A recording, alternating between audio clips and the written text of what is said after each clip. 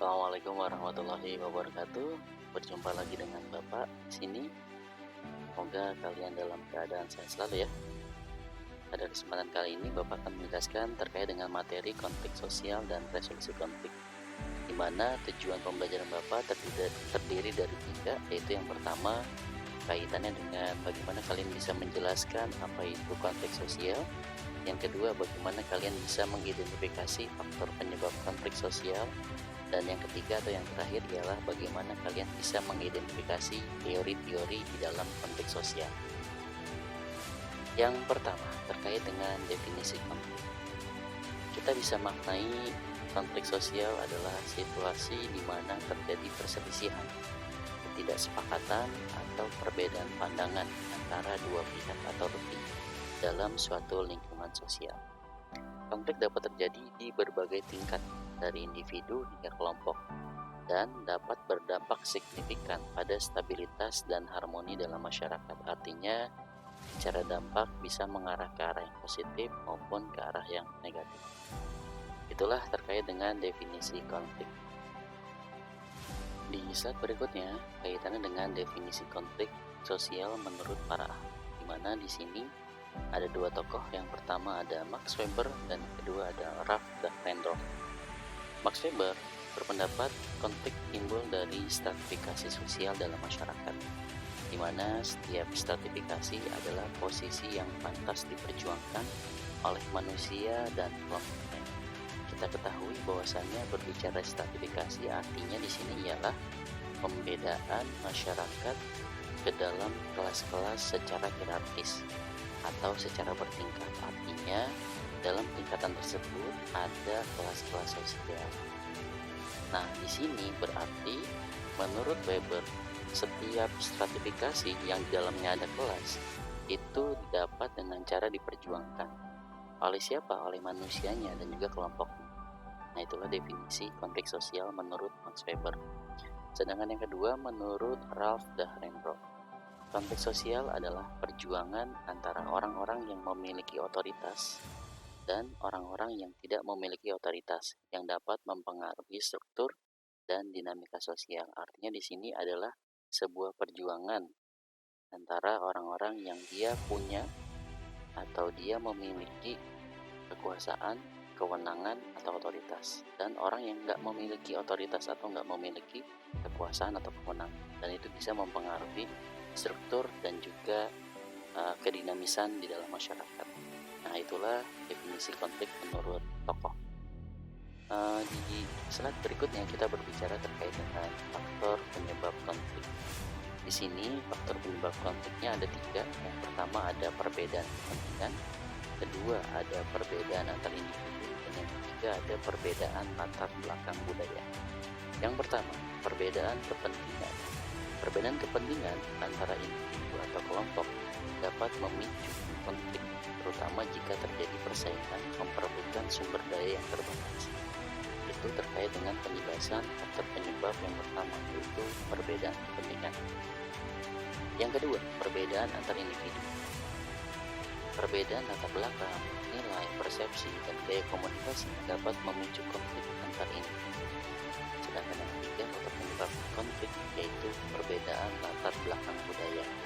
Perbedaan tradisi, agama, bahasa, dan norma sosial dapat menimbulkan kesalahpahaman dan ketegangan antar kelompok. Nah, penjelasan lebih detail terkait dengan faktor penyebab konflik sosial, terutama yang pertama ialah perbedaan kepentingan. Kita bisa lihat di slide berikutnya. Di sini perbedaan kepentingan bisa dilatar belakangi oleh pertama persaingan sumber daya, kedua konflik ideologi, ketiga ialah pertentangan tujuan. Untuk poin yang pertama, persaingan sumber daya. Perbedaan keinginan untuk memperoleh sumber daya yang terbatas seperti ekonomi, politik, atau sosial pasti bisa menyebabkan terjadinya konflik yang dilatar belakangi oleh perbedaan kepentingan. Yang kedua, konflik ideologi. Perbedaan pandangan, nilai atau value atau keyakinan yang dianut oleh masing-masing masyarakat itu pun juga bagian daripada faktor penyebab perbedaan kepentingan. Dan yang ketiga ada yang terakhir, perbedaan tujuan. Ini keinginan yang saling bertentangan untuk mencapai hasil yang diinginkan oleh masing-masing pihak. Nah, itulah eh, ragam atau jenis terkait dengan faktor penyebab konflik. Yang pertama yaitu perbedaan kepentingan. Yang kedua, perbedaan antar individu bisa disebabkan oleh pertama perbedaan latar belakang, kedua perbedaan kepribadian, yang ketiga ada kesalahpahaman. Untuk poin yang pertama, perbedaan latar belakang. Konflik dapat timbul dari perbedaan usia, jenis kelamin, pendidikan, status sosial, dan pengalaman hidup. Dan yang kedua, perbedaan kepribadian. Gaya komunikasi, tingkat emosionalitas, dan cara pandang yang berbeda dapat memicu ketegangan. Dan yang ketiga, kesalahpahaman. Di sini kurangnya komunikasi yang efektif dan saling pemahaman dapat menyebabkan persepsi yang salah. Nah, itu jenis atau ragam terkait dengan faktor penyebab konflik yang kedua, yaitu perbedaan antar individu. Yang ketiga terkait dengan perbedaan latar belakang budaya. Di sini bisa disebabkan oleh pertama, perbedaan tradisi. Yang kedua, perbedaan norma sosial. Yang ketiga, perbedaan agama. Dan yang terakhir, perbedaan bahasa. Untuk poin yang pertama, perbedaan tradisi. Setiap budaya memiliki tradisi dan adat istiadat yang berbeda, yang dapat menimbulkan ketidakpahaman. Yang kedua, perbedaan norma sosial. Artinya, setiap budaya memiliki aturan, etika, dan norma sosial yang berbeda, yang dapat menimbulkan konflik. Sedangkan perbedaan latar belakang budaya berupa perbedaan agama, menyangkut keyakinan, ritual, dan nilai-nilai agama yang berbeda dapat memicu konflik antar kelompok. Dan yang terakhir dalam perbedaan latar belakang budaya seperti perbedaan bahasa. Penggunaan bahasa yang berbeda dapat menyebabkan kesalahpahaman dan komunikasi yang buruk. Nah, itulah terkait dengan faktor penyebab konflik. Yang poin terakhir terkait dengan teori-teori konflik sosial. Ada 3. Pertama ada menurut Karl Marx, kedua menurut Ralph Dahrendorf, dan yang ketiga menurut Louis Alfred Kosa.